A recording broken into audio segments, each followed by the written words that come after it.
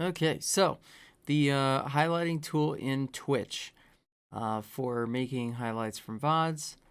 I'm just going to very quickly show you how to make something with multiple moments within the same highlight. So when you're in the stream manager, you will go to content and then you'll go video producer. And I'm going to choose something from the I Am Not a GM SCC. So let's see. Let me find one that had a bunch of stuff in it. Let's go in and click highlight on this Rosman versus Coleman one.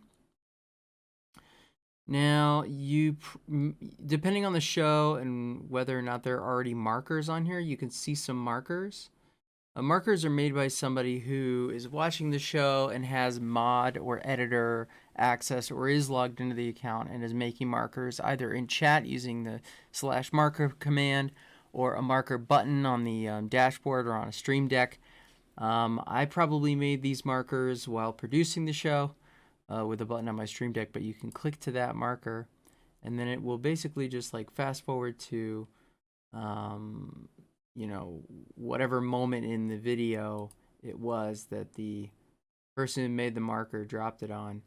Obviously, markers will end up getting dropped after the thing that the marker was dropped for, because they can't obviously be dropped backwards in time.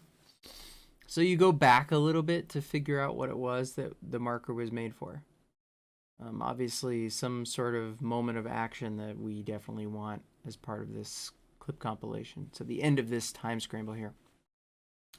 All right, so here's what I like to do.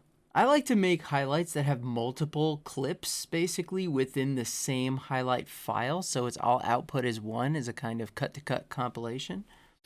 And so what you want to do is find this little add segment playhead here. So see, this is the moment where they're freaking out because there's a draw.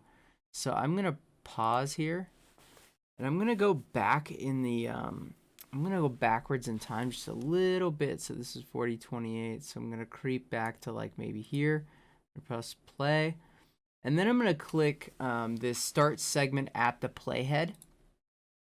And that's going to restrict the front end of this first highlight to where the playhead was when I clicked it. And then you can actually, while this is active, use your keyboard left and right keys to sort of bump forward and backward. And then I'm going to click end at playhead. And now that's brought that over there. So then we'll go to the next marker. And I'm going to play.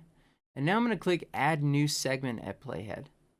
Once I've gotten this to where I want this next bit, which is probably the end of this last game where Levy is freaking out because something happened.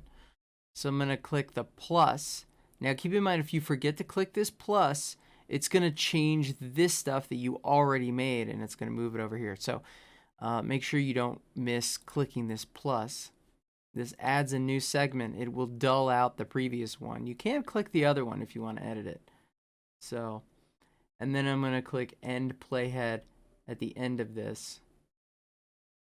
Right here. Boop. Now that the moment is over. And it's made a second one.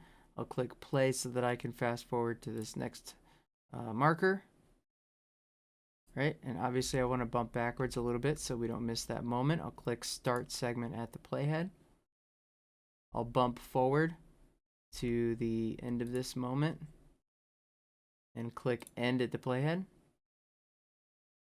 And then that's it. Since I only want to do those three, now I can click to publish the highlights.